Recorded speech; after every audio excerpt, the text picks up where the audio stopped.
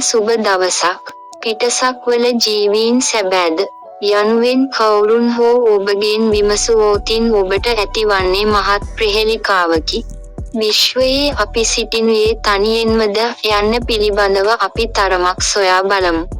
පිටසක්වල ජීවීන් නැතහොත් ඒලියන්ස් යනු පෘථුවියෙන් පිටත අභ්‍යවකාශයේ ජීවත්වන ජීවීන් ලෙස සරලව හැඳින්විය හැකිය.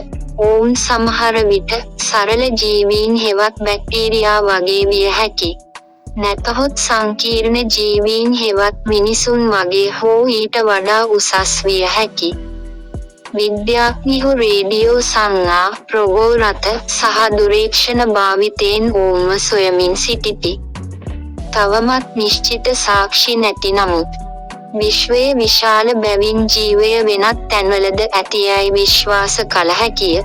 අපි හුදෙක් සරලව ගත්තොත් පෘථුවියේ නොව විශ්වයේ වෙනත් තැන්වලත් ජීවීන් ඉන්නට පුළුවන්. පිටසක්වල ජීවීන් පෘථුවියෙන් පිටත අභ්‍යවකාශයේ හෝ වෙනත් ග්‍රහලෝක, චන්ද්‍රිකා හෝ තාරකාවල ජීවත් වන්නට පුළුවන්.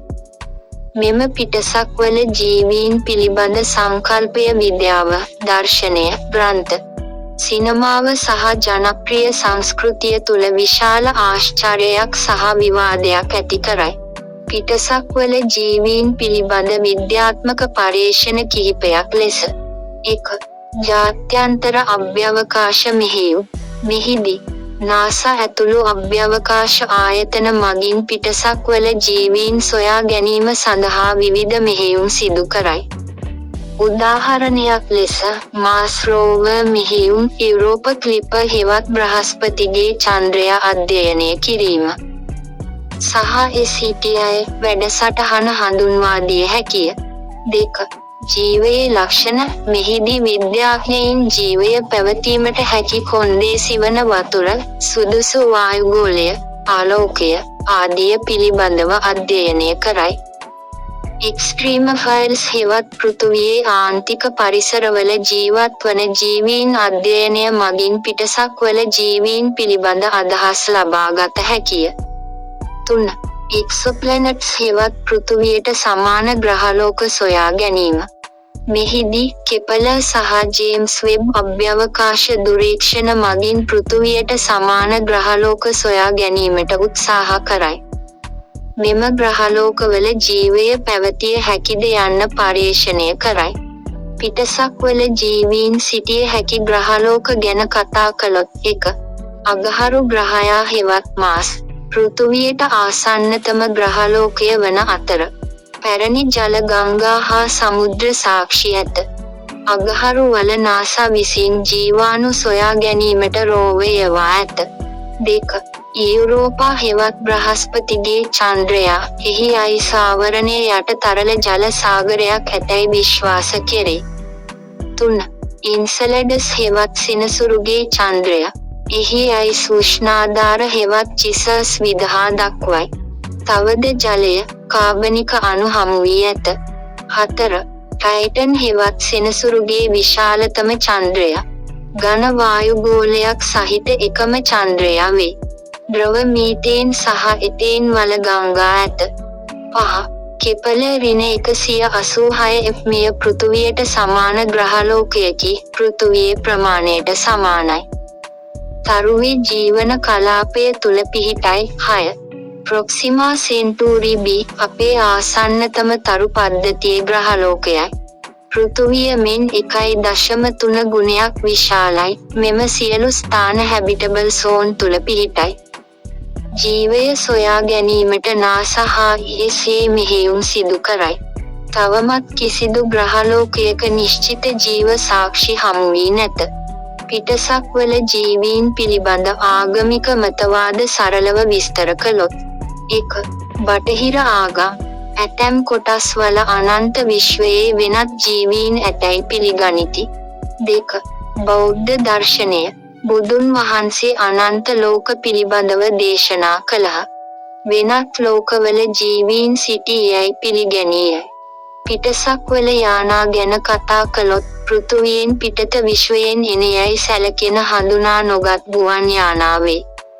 ඇතැම් ඒවා උසස් තාක්ෂණික ගුණාංග පෙන්වයි. සාමාන්‍යයෙන් මෙම යානා චක්‍රාකාර, ත්‍රිකෝණාකාර, සිලින්ඩරාකාර හැඩයන් විය හැකිය. මෙම යානා අසාමාන්‍ය චලනය, හදිසියේ වේගය වෙනස් කිරීම, අංශක අණුව හැරවීම, ගුරුත්වාකර්ෂණ නීති උල්ලංඝනය කිරීම, අමුතු ආලෝක විවිධ වර්ණ සහිත විය හැකිය.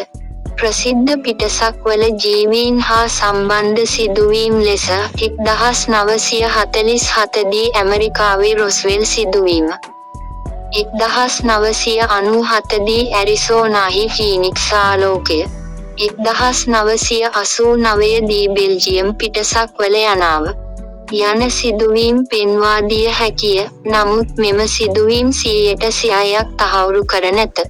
පිටසක්වල ජීවීන්ගේ යැයි විශ්වාස කරන පෘථුවියේ නිර්මාණ කිහිපයක් ලෙස 1. නාස්කා රේඛා හෙවත් පේරු ගොඩබිම මත විශාල ජ්‍යාමිතික රූප මේවා ගුවනින් පමණක් පැහැදිලිව දකින්න පුළුවන්. ඇතැමුන් කියන්නේ මෙය පිටසක්වල ජීවීන්ගේ ගුවන් තොරතුරු සංඥාවක් ලෙසයි. 2. ඊජිප්තු පිරමිඩ මෙහි අතිශය නිවැරදි ගණිතමය නිර්මාණ පුරාතන ඊජිප්තුවරුන්ට නොහැකි වූ තාක්ෂණයක් භාවිතා කර ඇත. ඇතැම් විද්වතුන් කියන්නේ පිටසක්වල උපකාරය ඇතිව තැනූ බවයි. 3. ඊස්ටර් දූපතේ මොව් ප්‍රතිමා විශාල ගල් ප්‍රතිමාමය උස මීටර 10කට වැඩිය. පුරාතන ජනතාවට මෙවැනි ගල් ගෙන යාමට හැකියාවක් නොතිබූ බවට සැක සහිතයි. අභ්‍යවකාශීය උපකාරයකින් තැනූ බවට මතයක් පවතී. 4. එංගලන්තයේ ස්ටෝන්හෙන්ජ් විශාල ගල් කණු විශේෂිත ආකාරයෙන් සකසා ඇත. තාරකා විද්‍යාත්මක සංයෝජන සහිතව නිමවා ඇත.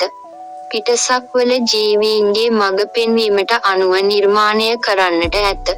මෙවැනි නිර්මාණ නූතන තාක්ෂණය නොමැති පුරාතන යුගවල නිර්මාණය කිරීමට අපහසුය. තවද අතිශය නිවැරදි ගණිතමය හා තාරකා විද්‍යාත්මක සම්බන්ධතා මෙම නිර්මාණවල පවතී.